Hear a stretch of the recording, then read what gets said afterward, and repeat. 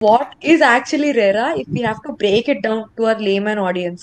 RERA introduce అయింది 2016లో. 2002 నుంచి pre RERA ఎరా అని పెట్టుకుందాం అండ్ పోస్ట్ రేరా అని పెట్టుకుందాం మన డిస్కషన్ పర్పసెస్ కోసం. Okay. ఈ ప్రీ రేరా ఎరాలో ఏమైందంటే the builder was having the upper hand. నా దగ్గర ఉండే యూనిట్లు ఇవే, వాటికి ఉన్న బడ్జెట్లు ఇవి, మీరు కావాలంటే తీసుకోవచ్చు లేదా మేము ఇంకోళ్ళ దగ్గరికి వెళ్ళిపోతాం. సో పోస్ట్ రేరా ఏమైందంటే కస్టమర్ ఇస్ ఆల్వేస్ కింగ్ అన్నట్టుగా allottees became paramount, allottees interests became paramount. అంటే వాడికి కాంట్రాక్చువల్ గా ఉన్న రైట్స్ ని రేరా బయటికి తీసుకొచ్చింది అనమాట, శాసనంగా రాసి పెట్టేసింది అనమాట. Makes sense. Okay.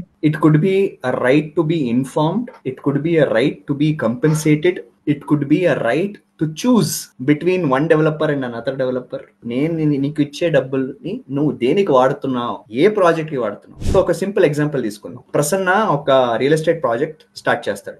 స్టార్ట్ చేసి ఏమంటాడంటే, నేను 2000 అపార్ట్మెంట్లు సేల్ పెడుతున్నానండి, ఎవరికి కావాలో వాళ్ళు వచ్చి నాకు బుకింగ్ అమౌంట్ ఇచ్చేసి వెళ్ళిపోతే నేను నెక్స్ట్ స్టెప్స్ మార్కెటింగ్ చేస్తాను అనుకోండి. ఇప్పుడు 2000 అపార్ట్మెంట్లు సేల్ అయిపోతాయి, కానీ సేల్ అయ్యేటప్పటికి ఒక మాక్ అపార్ట్మెంట్ పెట్టేస్తాను అనమాట.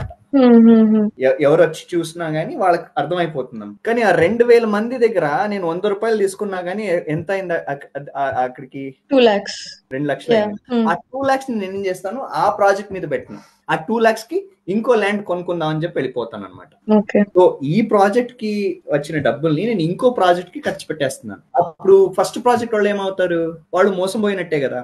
ఎందుకంటే వాళ్ళు ఇచ్చే డబ్బులు వాళ్ళకి చూపించిన ప్రాజెక్ట్ మీదకి వెళ్ళట్లేదు. సో అబ్యూస్ అవడం స్టార్ట్ అయింది అనమాట. Especially residential real estate industry anti consumer అయిపోయింది. అప్పుడు ఏమైందంటే జనాలు ఎక్కడికి వెళ్ళాలని తెలియక కొంతమంది ఏమో కన్స్యూమర్ కోర్టుకి వెళ్ళిపోయేవారు, కొంతమంది ఏమో సివిల్ కోర్ట్స్కి వెళ్ళిపోయేవారు, కొంతమంది అన్నిటికీ నువ్వే సొల్యూషన్ అని చెప్పి సుప్రీం కోర్టు వరకు వెళ్ళిపోయేవాళ్ళు అనమాట. సో ఇలా ఉన్న పరిస్థితుల్లో ఏమవుతుందంటే, ఈ రేరా అనే ఒక పర్టికులర్ అథారిటీ రావడం వల్ల ఒక లెవెల్ ప్లేయింగ్ ఫీల్డ్ క్రియేట్ అయింది అనమాట.